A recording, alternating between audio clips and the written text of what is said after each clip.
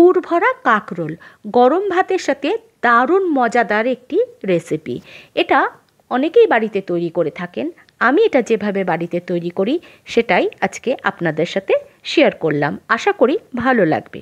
নমস্কার বন্ধুরা, আমি তন্দ্রা। আমার চ্যানেল মাই কুকিং কর্নারে আপনাদের স্বাগত জানাই। ভিডিওটি সম্পূর্ণ দেখার অনুরোধ রইল। এখানে আমি 4টে কাঁকরোল নিয়েছি। কাঁকরোলগুলোকে হাফ করে কেটে নিয়েছি, তারপরে 80% মতো সেদ্ধ করেছি। তারপর এর ভেতর থেকে বীজগুলোকে আলাদা বার করে দিয়েছি। 2 টেবিল চামচ পোস্ত, 1 টেবিল চামচ সাদা বা হলুদ সর্ষে, 1 টেবিল চামচ কালো সর্ষে, 3-4টে কাঁচা লঙ্কা আর দিয়েছি 2টো শুকনো লঙ্কা। এবার এটাকে আমি এরকম শুকনো অবস্থাতেই একটু গুঁড়ো করে নেব। এখানে আমি জলের ব্যবহার করব না। এরপর ওই যে কাঁকরোলের বীজগুলো রেখেছিলাম এগুলোকে এর মধ্যে অ্যাড করে দেবো এবং একটা খুব মিহি পেস্ট তৈরি করে নেব। এখানে যতটা সম্ভব জল কম দিলেই ভালো হয়। 1 থেকে 2 টেবিল চামচ জল দিলেও দেওয়া যেতে পারে। মিহি ও গাঢ় পেস্ট তৈরি হয়ে গেছে। একটা মিক্সিং বলে এটাকে ট্রান্সফার করে নিলাম। দিয়ে দিচ্ছি প্রয়োজন মতো নুন, অল্প একটু হলুদ গুঁড়ো আর সামান্য চিনি। চিনিটা অবশ্যই দিতে হবে এখানে।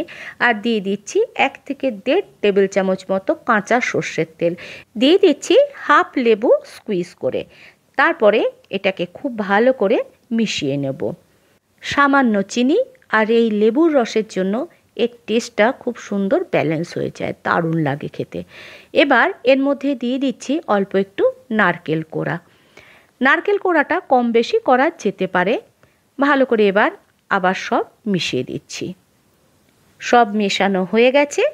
এরপরে কাঁকরোলগুলোর মধ্যে এই মিশ্রণটা ভরে দেব।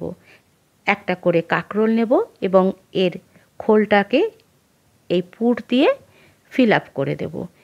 বন্ধুরা, আমার ভিডিওটি আপনাদের ভালো লাগলে এবং আপনি যদি হন আমার চ্যানেলের নতুন ভিউয়ার, তাহলে চ্যানেলটা সাবস্ক্রাইব করে পাশে থাকা বেল বাটনটি একটু প্রেস করে দেবেন নোটিফিকেশনের জন্য। পুরনো নতুন সকল বন্ধুদের কাছে অনুরোধ রইল ভিডিওটি একটু লাইক, শেয়ার এবং একটা কমেন্ট করে একটু পাশে থাকার, একটু সাপোর্ট করার। একইভাবে সব কাঁকরোলগুলোকে এই পুর দিয়ে ফিল আপ করে নেব। এরপরে একটা ব্যাটার তৈরি করব। একটা বাটির মধ্যে নিয়েছি 4 থেকে 5 টেবিল চামচ মতো বেসন আর একই পরিমাণে নিয়েছি চালের গুঁড়ো। চালের গুঁড়োটা দিলে এটা বেশ মচমচে হয়। আর কিছুই দেব না, এর মধ্যে দিয়ে দেব সামান্য নুন, ব্যাস।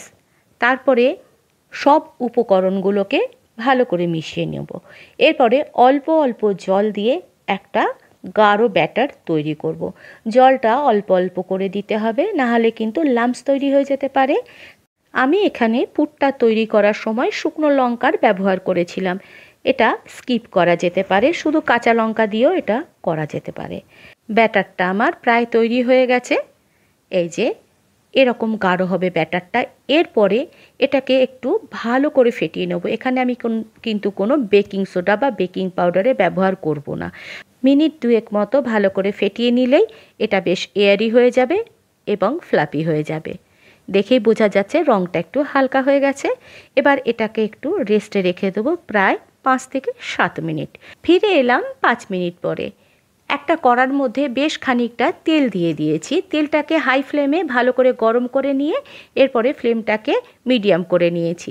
এরপর একটা করে কাঁকরোলের পুর ভরা কাঁকরোল নিয়ে এর উপরে এভাবে বেসন এবং চালের ব্যাটারটাকে লাগিয়ে নেব। একটা চামচ দিয়ে লাগাবো, তাতে সুবিধে হবে লাগাতে।